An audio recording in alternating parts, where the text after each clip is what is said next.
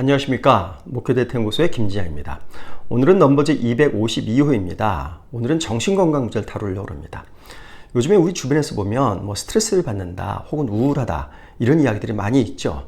그래서 정신건강 문제가 굉장히 중요한 사회적인 문제로 이슈로 대두되고 있습니다. 그래서 오늘은 그 문제를 한번 다뤄보겠습니다. 먼저 우리 국민들에게 우울, 스트레스, 불안, 분노 등 15개의 정신건강 유형 문제를 제시하고요. 지난 1년간 이런 경험들을 해봤는지, 이런 증상들을 경험해봤는지 질문했습니다. 이게 질문했더니 무려 74%의 국민들이 지난 1년간 정신건강 문제를 경험을 해봤다 이렇게 응답을 하고 있습니다. 그런데 2022년도에서는 64%가 이런 문제를 경험했다고 응답을 했거든요. 그러니까 2년 사이에 무려 10%포인트나 증가를 했습니다. 상당히 큰 폭으로 증가를 했죠. 또 이런 정신건강 문제를 경험한 분들에게 질문을 해봤습니다. 그럼 몇 가지 증상을 경험해봤는지 물어봤더니요. 한 개를 경험했다 이렇게 응답한 비율이 17%였고요. 2개 이상을 경험했다는 비율이 무려 83%입니다.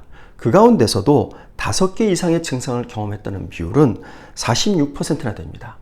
따라서 정신건강 문제를 경험하게 될 때 상당히 복합적인 증상으로 나타나고 있다. 이런 것들도 큰 문제라고 보겠습니다. 그렇다면 이런 정신건강 문제는 누가 많이 겪을까요? 이걸 성별, 연령별로 한번 살펴보겠습니다.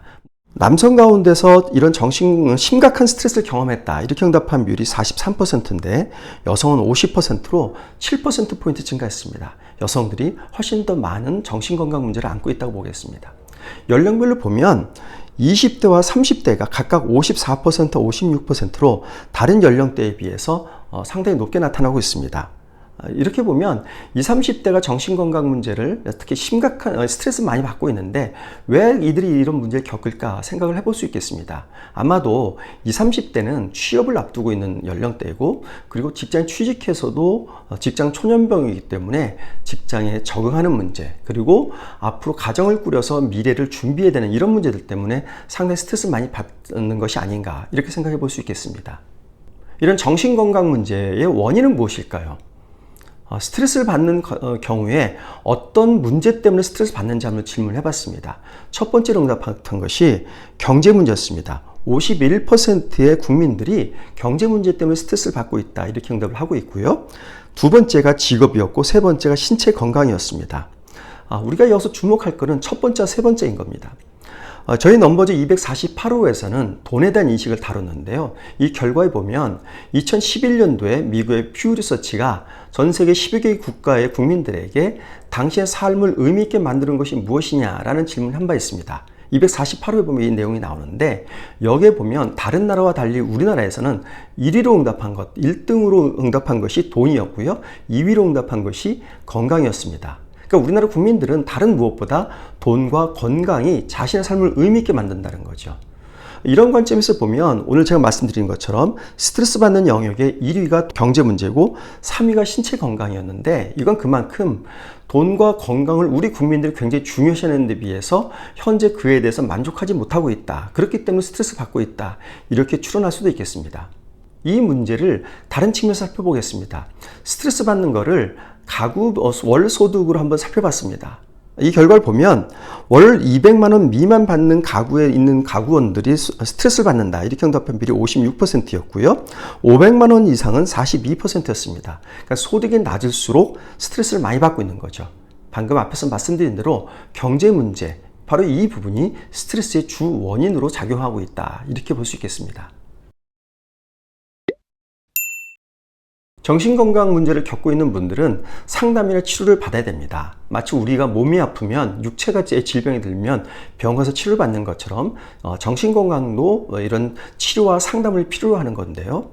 이런 치료와 상담을 얼마나 받는지 한번 살펴봤습니다. 지난 1년간 정신건강 문제를 경험한 분들 가운데에서 정신건강 문제에 대해서 상담을 하거나 혹은 병원에 방문한 경험이 있느냐 이렇게 물어봤더니 27%만 있다고 그러고요. 73%는 없다고 그럽니다. 그러니까 정신건강 문제를 겪음에도 불구하고 상담이나 치료를 받는 사람들의 비율은 극히 적다는 거죠.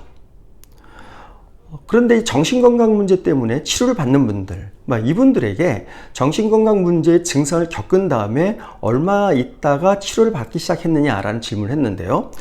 문제를 인식한 후 즉시 치료했다 이렇게 응답한 비율이 42%였습니다. 반면에 6개월 이내 치료를 받았다는 것은 29%였고요. 1년에서 2년 이내 치료가 11%, 2년 이후에 치료를 받았다가 11%입니다. 평균적으로 보면 14개월입니다.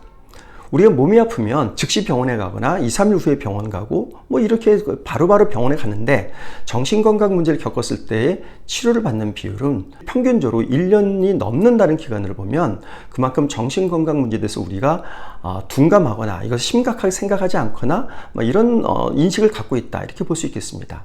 정신건강 문제를 겪을 때 바로바로 치료받지 않는 것에 대해서는 또 다른 요인도 있을 수 있을 것 같습니다. 주변의 부정적 시선이라고 하는 것이 드러나게 되는데요. 정신건강 문제 치료할 때 가장 우려되는 점이 뭐냐라는 질문을 했더니 주변의 부정적 시선이다 이렇게 응답한 비율이 27%였고요. 그리고 상담, 치료 비용 부담이 된다 21%, 상담 치료 기록으로 인한 불이익을 받는다 14%입니다. 여기서 1위 응답과 3위 응답을 종합을 해보면 결국 정신건강을 치료를 받는다는 것에 대해서 사회적으로 안 좋은 시선을 갖고 있기 때문에 이 부분을 적극적으로 대응하지 않는다라는 것을 볼 수 있겠습니다. 두 번째로는 상담 치료 비용에 부담이 느낀다고 하는 응답이 나왔습니다. 이런 관점에서 보면 국민건강보험공매라든지 정부에서 이런 정신건강 문제에 대해서도 치료비를 보조하는 부분에 대한 확대를 좀 고려할 필요성이 있다고 생각이 됩니다. 다행인 것은 정신건강 문제에 대한 사회적 인식이 조금씩 개선되고 있습니다. 자, 그래프를 보시겠습니다. 정신질환이 있는 사람들은 사회에 기여하기 어렵다 이렇게 응답한 비율이 2022년도에 26%인데 2024년도에 22%로 4%포인트 줄었고요. 한 번이라도 정신질환에 걸리면 평생 문제가 있을 것이다는 25%에서 20%로 줄었고 우울증에 걸리는 것은 본인이 나약하기 때문이다. 이런 응답도 24%에서 18%로 6%포인트 줄었습니다. 큰 비율은 아니지만 정신건강 문제에 대한 오해나 편견 이런 부정적 인식들이 조금씩 나아지고 있다는 점은 정신건강 문제에 있어서 미래에 대해서 좀 더 긍정적인 그런 전망을 할 수 있는 근거가 되겠습니다. 이제 말씀을 한번 정리해 보겠습니다. 정신질환 문제의 여러 가지 원인을 봤을 때 이 정신질환 문제는 개인의 어떤 나약성이라든지 개인적인 문제라기보다는 사회적인 문제인 겁니다. 즉 경제적인 문제 때문에 스트레스를 제일 많이 받고 있고 정신건강에 위협을 느끼고 있는 거죠. 그렇다면 이 부분을 치료하는 것들도 결국은 근본적으로는 사회적 구조, 사회적 문제들을 치료하지 않으면 정신건강 문제도 해결되기는 어렵습니다. 우리 사회에서 돈의 문제가 제일 중요한 그런 어떤 이슈가 되고 있습니다. 사람들은 돈을 제일 중요하게 여기고 돈을 추구하는데 온 전력을 다하고 있습니다. 돈이 없으면 우리 사회에서 편안한 삶을 살기도 어렵고 그리고 다른 사람들로부터 차별받기 쉽다는 인식 때문에 그렇습니다. 근데 우리 기독교인들이 진정으로 우리가 살아가면서 추구해야 될 것이 무엇인지 한번 숙고할 필요성이 있습니다. 세상에선 돈을 제일 중요하게 여기지만 우리가 가장 추구해야 될 가장 중요한 가치가 과연 돈이냐? 그 문제에 대해서 우리가 생각을 해봐야 되고요. 돈이 무엇인지에 대해서 기독교적인 가치관, 기독교적인 세계관을 가질 필요가 있습니다. 그래서 돈이 우리에게 주어졌을 때 그것이 가장 중요한 나의 추구할 목표가 되는 게 아니라 우리는 하나님의 사랑과 정의와 평화를 다 추구해야 되고 그 과정에서 돈이 필요하다고 하는 돈을 수단으로서 인식하는 그런 우리의 기독교적인 세계관을 가질 때 비로소 우리 사회가 전반적으로 나아지고 정신건강 문제도 개선될 그런 어떤 환경 조건이 갖춰진다고 보겠습니다. 네, 이상으로 넘버즈 252호 말씀드렸습니다. 다음 주에 253호로 찾아뵙겠습니다. 감사합니다.